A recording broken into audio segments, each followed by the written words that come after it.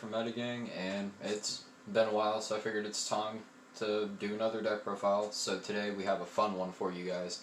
We have Shaddoll Charmers. Deck's pretty fun. It's got somewhat of a good power ceiling to it. So getting into it, we play one familiar possessed Lina. So you can special summon this card from your hand or deck by sending one face-up Lina the Light Charmer, or one face-up light monster you control to the graveyard. And then when this card is special summoned this way, you can add one spellcaster monster with 5,000 defense from your deck to your hand, except itself. And if this card is special summoned by its own effect, and it attacks a defense position monster, it's going to inflict piercing. One Hida, all the Charmers have the same thing. You can tribute one of their Charmer versions or an element of a monster you control to special summon them. And then, yeah, whenever you special summon them by their own effects, they all do piercing. One Wind, again, normal summon the Charmer. Banisher Wind, boom, you can special summon this. Yugioh, okay, so Banish a water, summon. You can also normal summon these guys as well, I guess. And Asa. So you send a face-up Asa the Earth Charmer, or a face-up Earth Monster, and special summon this. For the nice little niche cards I play just to search out the Charmers is going to be Fairy Tale Luna.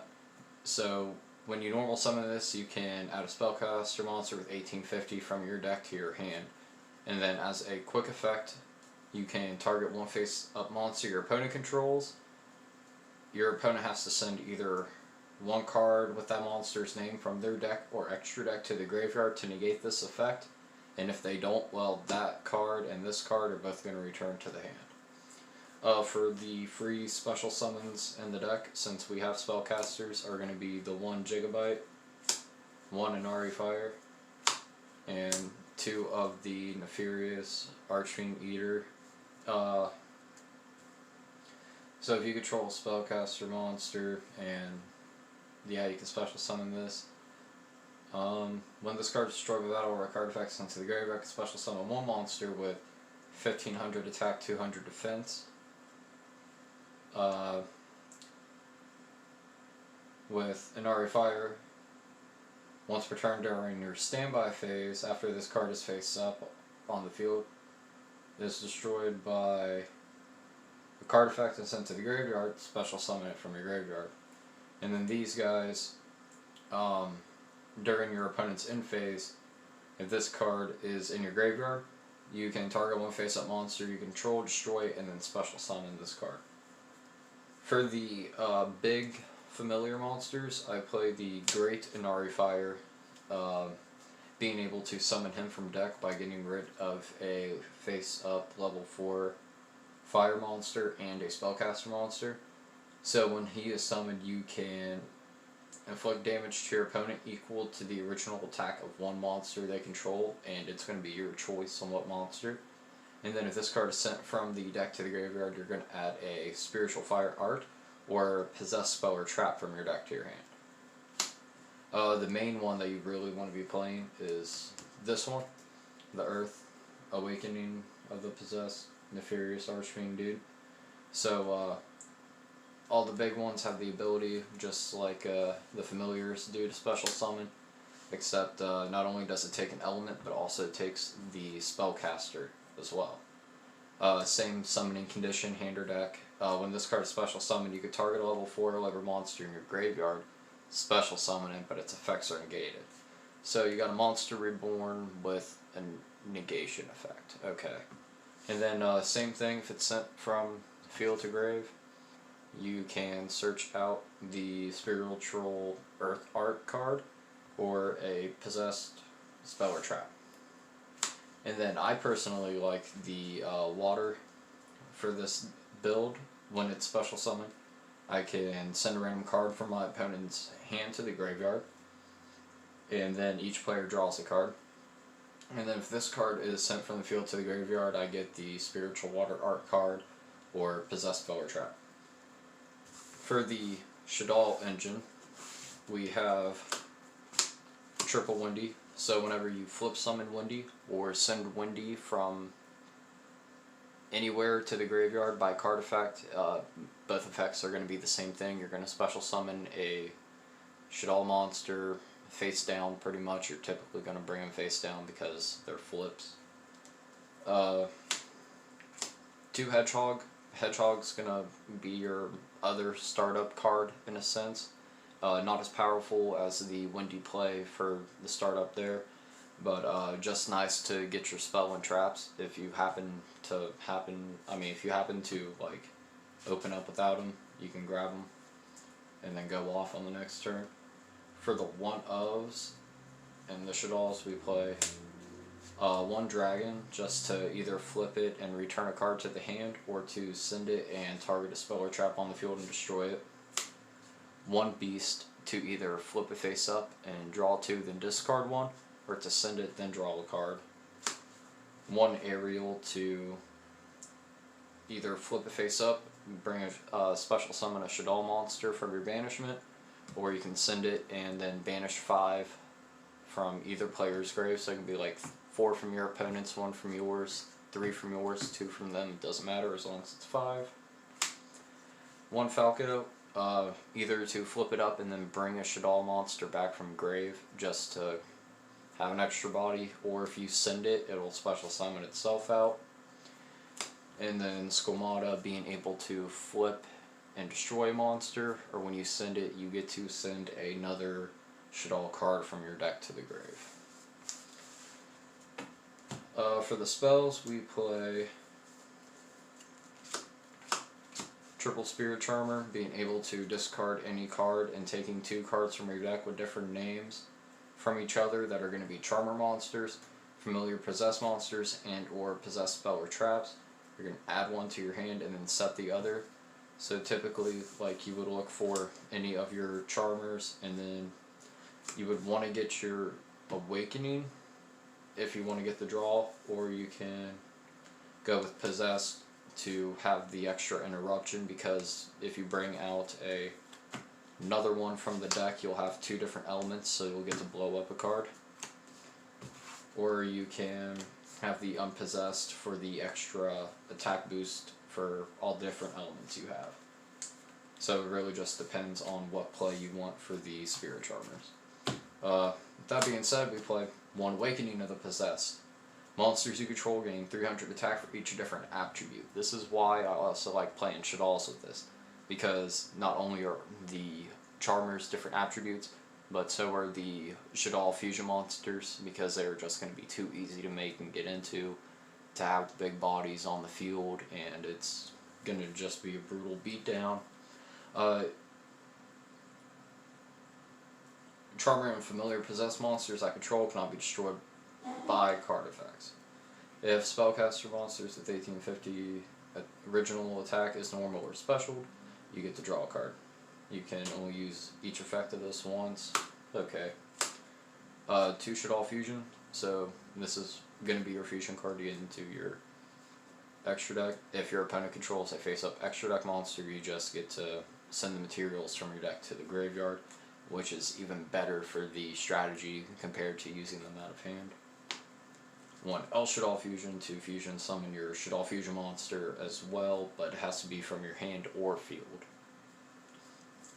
2 Spellbook of Knowledge. We're running a good amount of spellcasters, so I figured, it wouldn't be bad to have a little draw power, and if we happen to open up with 2 of them and we don't want to send a spellcaster, we can just get rid of this instead.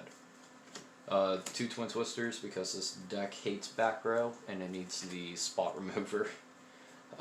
Raigeki, because this thing hates monsters and it needs removal.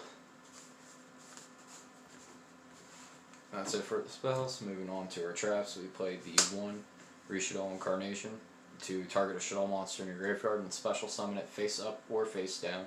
So, kind of like another Falco. And then you can banish this card from your graveyard with 1 other Shaddoll card to either change a face down monster you control face up defense, or change a face-up monster you control to face-down defense. My favorite Shaddoll card, Shaddoll Schism. So during the main phase, you can fusion summon one Shaddoll fusion monster from your extra deck by banishing the fusion materials listed from your field or graveyard, but it cannot attack directly. Then you can send to the graveyard one monster your opponent controls with the same attribute as the fusion monster you summoned.